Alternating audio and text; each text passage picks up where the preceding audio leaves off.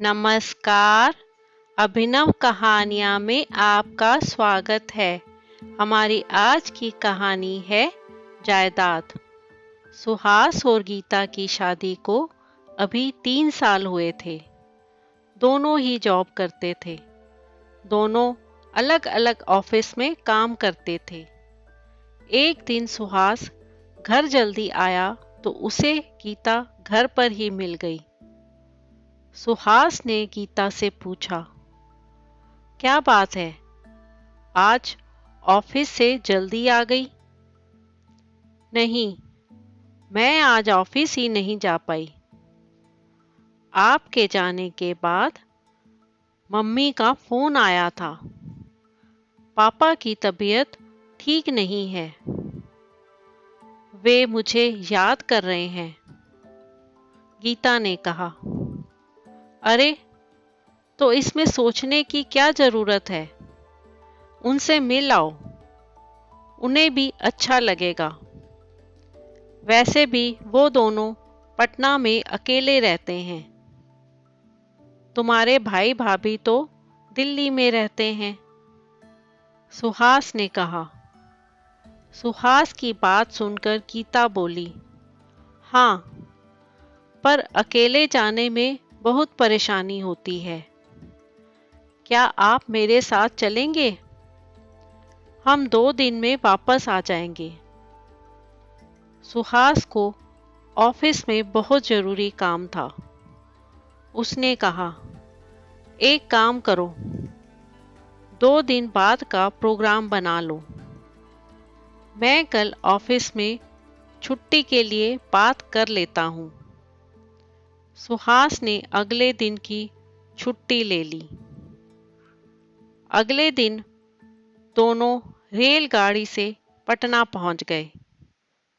गीता और सुहास जब घर पहुंचे तो उसके पिता अंतिम सांसें ले रहे थे। उन्हें देखकर गीता फूट फूट कर रोने लगी। उसने अपनी माँ से कहा, माँ, आपने तो कहा था पिताजी की तबीयत ठीक नहीं है। ये इतने बीमार थे तो पहले क्यों नहीं बताया? हम इन्हें किसी अच्छे अस्पताल में दिखा लेते। माँ भी रो रही थी। उन्होंने कहा, बेटी, तेरे पापा ने जिद पकड़ रखी थी कि वे अपना अंतिम समय यही घर में बिताना चाहते हैं। तभी पीछे से अजय की आवाज आई। अजय गीता का भाई था। वह जोर जोर से बोलने लगा, हाँ, सब कुछ बेटी ही करेगी। बेटे के लिए तो इस घर के दरवाजे पहले ही बंद हो चुके हैं। यही इलाज कराएगी पापा का।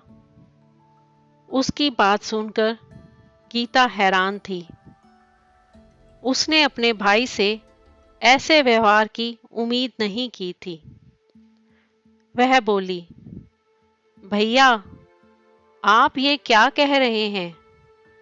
मैं भी अभी अभी आई हूं और आपका कर्तव्य है माँ बाप का ख्याल रखने का।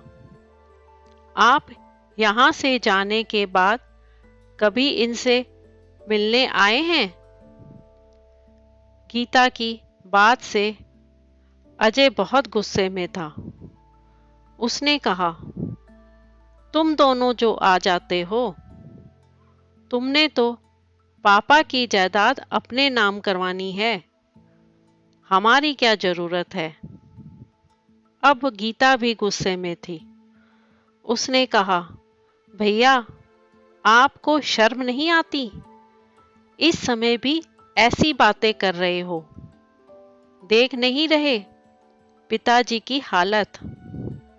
सुहास अभी तक दोनों भाई बहन की बात चुपचाप सुन रहा था, पर अब वो भी गुस्से में बोला, अजय, हम दोनों को पापा की जायदाद की जरूरत नहीं है।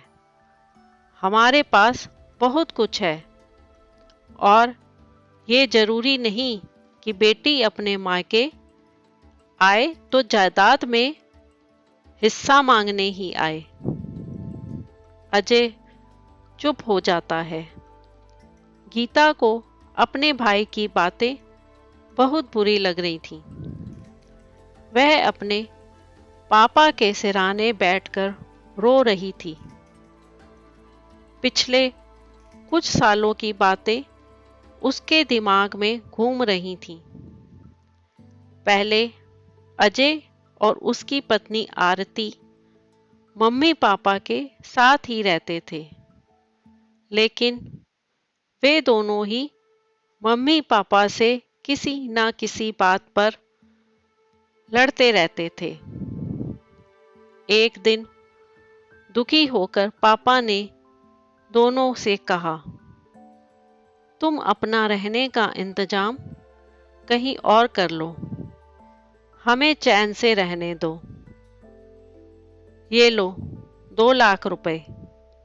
अजय अपनी पत्नी आरती के साथ दिल्ली आ गया और उसने दिल्ली में नौकरी कर ली। उसके बाद अजय कभी पटना नहीं गया, यहाँ तक कि बहन की शादी में भी नहीं गया। यही सब सोचकर गीता रो रही थी। तभी उसकी पिता ने आंख खोलकर अपनी बेटी को देखा। उनकी आंखों में अब पहले जैसी चमक नहीं थी। अकेलापन और उदासी छाई हुई थी। उन्होंने एक बार गीता को देखा और एक बार अपनी पत्नी को देखा, जो उनके पैरों के पास बैठी रो रही थी, जैसे वे कह रहे हैं कि मेरे बाद तेरी माँ का क्या होगा। गीता ने अपने पापा से कहा, आप माँ की चिंता ना करें, इन्हें मैं अपने साथ रखूंगी। गीता की बात सुनकर उनके चेहरे पर संतोष के भाव आए, लेकिन आंखों से आंसू बह निकले। कुछ देर बाद उन्होंने आंखें बंद कर लीं और कुछ ही देर में प्राण त्याग दिए। 13 दिन तक घर में रिश्तेदारों का जमावड़ा लगा रहा। रीति रिवाज होते रहे। 13वीं के बाद सब चले गए। सबके जाने के बाद गीता ने सुहास से कहा, क्या हम माँ को अपने साथ रख सकते हैं? हाँ, क्यों नहीं, लेकिन मेरी एक शर्त है। माँ को पूरी जायदाद अजय के नाम करनी होगी, जेवर, रुपया, सब कुछ। नहीं तो अजय यही कहेगा, जायदाद के चक्कर में माँ को ले गए। गीता ने अजय को बुलाकर अपना फैसला सुनाया और पेपर तैयार करवाकर सब कुछ उसके नाम कर दिया। चलते समय गीता ने संजय से कहा, भैया एक बात याद रखना, बेटियां केवल दुख दर्द बांटने आती हैं, जमीन जायदाद नहीं। तो दोस्तों, आपको आज की कहानी कैसी लगी? लाइक और कमेंट करके ज़रूर बताएं और चैनल को सब्सक्राइब करना बिल्कुल ना भूलें। तो मिलते हैं एक नई कहानी के साथ। बहुत बहुत धन्यवाद।